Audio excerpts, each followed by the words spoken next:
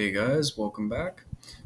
So, today I will be following up on my Senate race prediction, which I did a day or two ago at this point. And as promised, I will be doing my governor's race for 2026. So, we're going to get right into that. Pretty much the same process as last time. We're just going to be approaching each state, um, seeing where I think they lean. There's going to be some safe Democratic states, safe Republican states. Um, don't really think there's going to be too many that are self explanatory, but we do have another state to talk about again, which is actually Michigan. There's been some news about Michigan, as I'm sure some of you guys have seen over the last day or so, which can bode some pretty bad news for the Democrats. So let's get right into it real quick. I'm going to pull up 270 for the governor's race just so we can get a look at the governors that we'll be looking at here today. Give me one sec. So starting off with Alaska. So I talked a little bit about Alaska in my Senate race video. Alaska I'm actually going to put as lean for now. Let me explain why. And I'll also need to clarify. So the way that the kind of governorship works is obviously one governor per state. I believe right now the current governors is at about 27, if I'm not wrong, 27 to 24. Um, for all of the states. Um, so Republicans have a very clear majority um, in the Senate race. So there's going to need to be some ground covered for the Democrats. As of now, there's 27 Republican seats and 23 Democratic seats as well. So Democrats definitely need to make some ground if they want to retake the majority. The governor's race is definitely an interesting one. So we'll get to that when we finish this. But let's see what happens. So Alaska, as I said, is going to be lean. The reason why is we have Mike Dunleavy, who's the incumbent, but he can't run again because his term is about to expire. So the Republicans need to come up with some other candidate to run for the Alaska governorship. This race, I think, is the most likely for Mary Peltola to run. And she came incredibly close to winning Alaska in the governor's race. If she were to run again, I think that she might be able to bring Alaska down to a toss-up state for this race. I'm going to keep Alaska as lean red for now. Uh, Again, Alabama, Arkansas, don't think these are states that Republicans need to worry too much about in terms of the governor's race. I know, I believe the governor in Alabama is an incumbent that can't run again, but just given how red Alabama is, I don't think there's really anything that the Republicans need to worry about there. Then we have Arizona and California. So even though Gavin Newsom, his term is also about to expire, I think it's pretty self-explanatory that California is a pretty safe state for Democrats. My home state of Arizona is an interesting one. So if somehow Kerry Lake were running, I would put Arizona as probably a lean or tilt for the Democrats. But thankfully for the Republicans, Kerry Lake has said that she will not be running again. She's obviously very unpopular with a lot of Arizonans, and she's not a very good figure for the Republicans to run. And there's debate as to who they're going to be running. Now, obviously, the current governor of Arizona, Katie Hobbs, is a relatively, at least in my opinion, unknown. We don't hear too much from Katie Hobbs here in this state. She's a very secretive and reclusive governor. I also think she's one of the more unpopular governors, although I could be wrong. So there is a high likelihood that the Republicans flip the seat in Arizona. But it all depends on who the Republicans run. I've heard talk that I believe Andy Biggs, I believe that's his name, is In the race for the governor race here. Let me actually just check real quick for Arizona potential governors. Um, so Kerry Lake is still coming up as a potential candidate, but I don't think that's going to happen. Yeah, Andy Biggs is I think the Republican frontrunner for governor. Um, I've gathered that, at least in my opinion, Andy Biggs is very much a lot like um, Kerry Lake in that sense. I don't think he'd be a good candidate for the Republicans to run. It depends. I mean, Arizona is a right shifting to the right even more. I think it's the safest tilt state for Republicans in the next election. So, I mean, it's not going to be that difficult if Andy Biggs runs, but I think that they could definitely run a better candidate. Um, I just think that Andy Biggs might perform similarly to someone like Harry Lake. That's just my opinion, though. So for now, I have Arizona still ever so slightly tilting to the Democrats. Then we have Colorado and Connecticut. So uh, even though Jared Polis can't run again, Colorado and Connecticut both are pretty solid, safe states for the Democrats here. Florida and Georgia. So I believe a relative of Ron DeSantis is running for this seat. I think it's either his wife or his sister. One of the two. I can't exactly remember which. But another DeSantis is running for the governorship in Florida, which I think is, if they get that nomination, it's pretty much a safe state for Republicans. If someone like Byron Donalds were to somehow secure that nomination, I would probably put Florida as a likely or maybe even a lean for the Republicans. I think it would probably more so be one of the DeSantis's. Given that, I'm going to keep Florida at likely for the Republicans. And then Georgia. There's actually a lot of talk that Carter might run for this seat, relative of Jimmy Carter, who actually is fairly popular in the state. He would be a very good runner up against whoever the Republicans can throw. Because obviously, Brian Kemp, current governor of Georgia, his term's about to expire.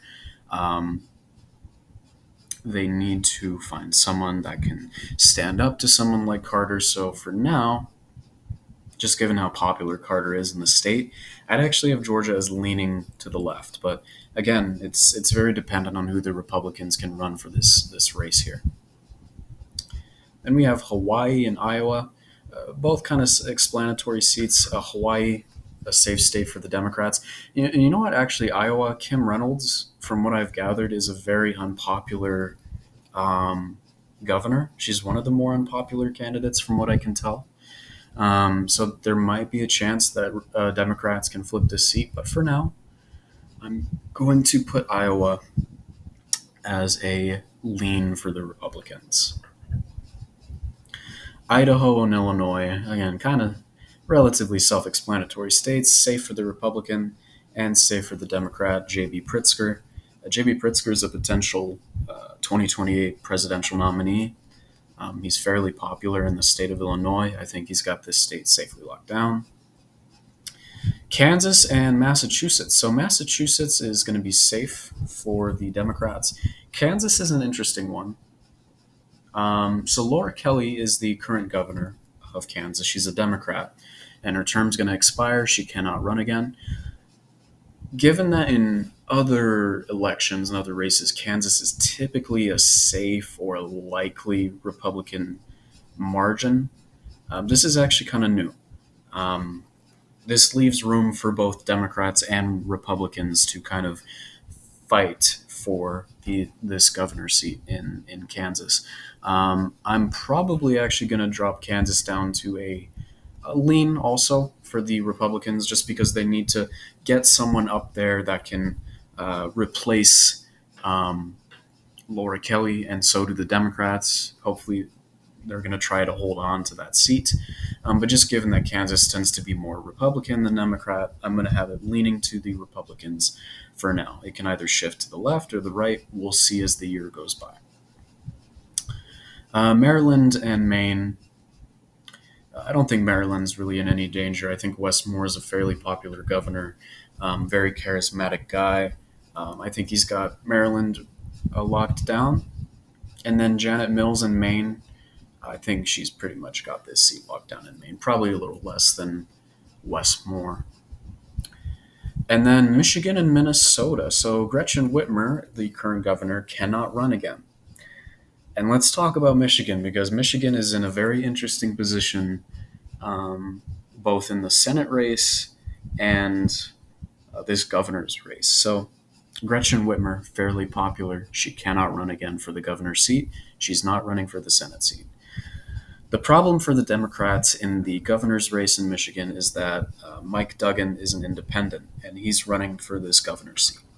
Assuming that he does not drop out, I can definitely see him splitting the vote between whoever the potential Democratic candidate is and leaving ground for the Republican to make ground. That said, I think that Gretchen Whitmer would probably make an endorsement for who she would want to be governor. I would probably drop Michigan down to an ever so slightly tilt for the Democrats here. They need to pick someone solid. Mike Duggan's definitely not going to help them in this case. And also, quick update. I have just looked at some new polls, and I'll probably make a video on this on its own, but recent polling out of the Senate race in Michigan shows Pete Buttigieg about 6 points behind the Republican challenger. So, as of my Senate race that I posted just yesterday, consider Michigan either tilt or even leaning to the Republicans at this point. So that would be 54 to 46. So ground being made for the Republicans, but things can change. Minnesota, on the other hand, even if Tim Walz doesn't run, he's a fairly popular governor. Even if he doesn't run again, I think Democrats have probably got this seat locked down. Probably going to make it likely for the Democrats here. Nebraska and New Hampshire. Nebraska, not as competitive as it is in the Senate, so probably going to be safe for the Republicans. New Hampshire, so the interesting thing about New Hampshire and Vermont is these are really the only New England states that have Republican governors, fairly popular Republican governors. That said, I think New Hampshire is going to go to the Republicans by a likely margin. And then we have New Jersey with Phil Murphy, but he can't run again. But just, that was the 2025 election. I believe the Democrat won that, as of course, yeah. New Mexico and Nevada. Again, the incumbent can't run again, but I'm just going to make New Mexico likely for the Democrats. It tends to favor them anyway. And then Joe Lombardo in Nevada. Very popular governor, despite it being a very challenging state. I'm actually going to put Nevada at about... No, I'm going to make Nevada likely, surprisingly, just because of the voter registration. Republicans are beginning to outnumber the Democrats in Nevada. I'm going to put Joe Lombardo in as a likely margin in Nevada. He's a very popular candidate. Then we have New York and Ohio. So New York's in some trouble, actually, because Kathy Hochul is not a very popular governor. So the Democrats need to get someone else to run for that seat. It's very possible that the Republicans can flip New York. Depends on if they keep Kathy Hochul. Assuming she stays in the race, I'm going to put New York at actually a lean for the Democrats. If they get someone else, then New York's probably either a safe or likely margin, but for now I'm keeping New York as lean. Then we have Ohio. So Ohio, again, probably not as competitive as it is in the Senate, but again, if someone like Sherrod Brown were to run for this seat, I can definitely see them shaking up the race a little bit. Probably gonna drop it down to, we'll do tilts just to keep things interesting. Tilt for the Republicans.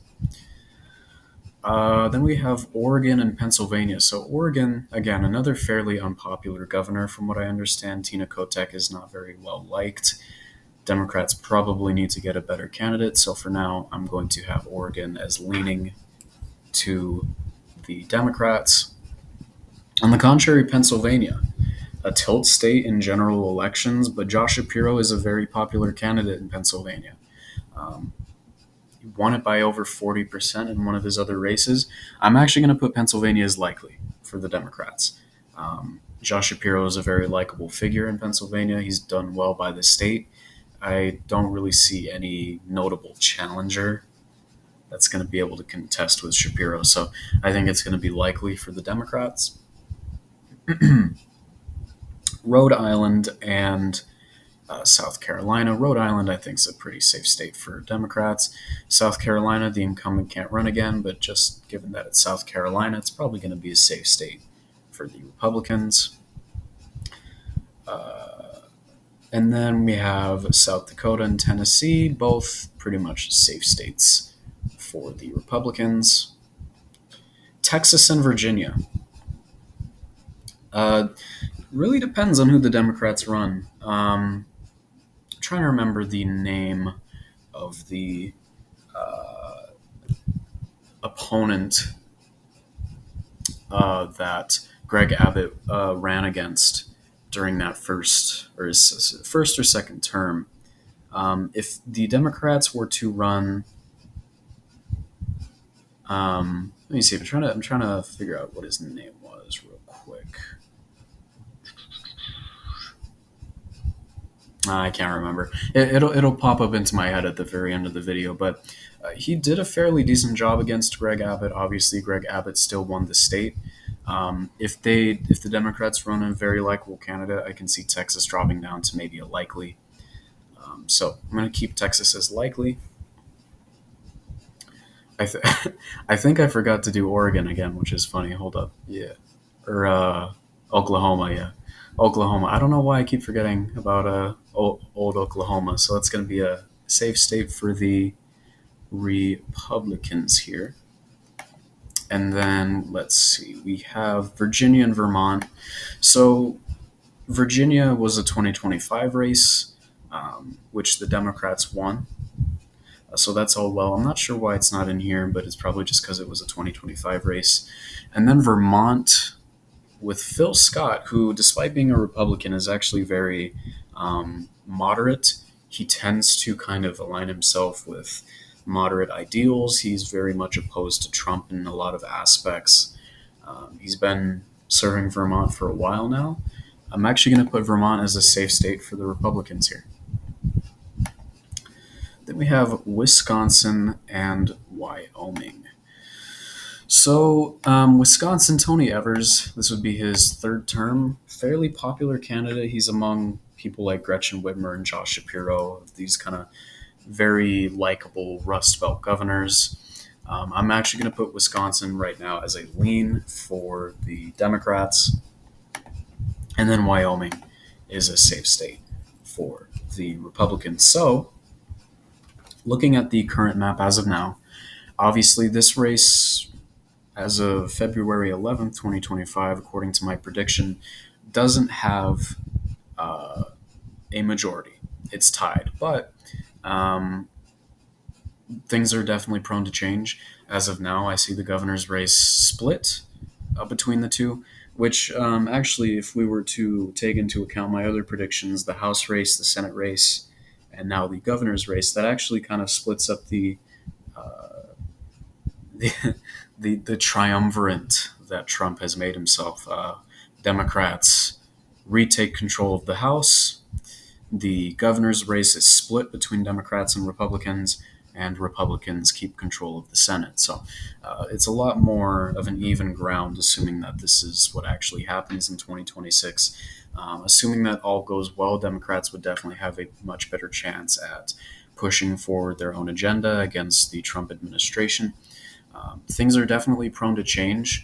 I can definitely see Democrats possibly making ground in a state like Iowa, potentially flipping the state. Again, it depends on who the Republicans run. If they run the current governor, who's fairly unpopular, there's a chance that she could lose the race. Maybe Ohio.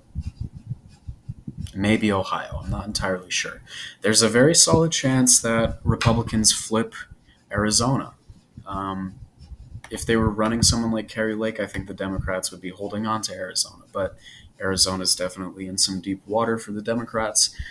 New York is in some danger. I think the Democrats need to run an entirely different candidate than Kathy Hochul. She's putting the state in danger. Same for Oregon, Georgia's. If they run Carter, I think they can have a very good chance at securing that race. Again, depends on who the Republicans run against Carter. So yeah, that's my current prediction as of the February 11th, 2025. I currently see the Democrats and the Republicans splitting the governor's race. So there you have it. Let me know what you guys think. Let me know if you agree or disagree. What states would you change and why? Uh, that was just a voice crack you probably heard. Yeah, let me know what states you change and why. That's going to do it for me here today. Hope you guys enjoyed, and I will see you in the next one.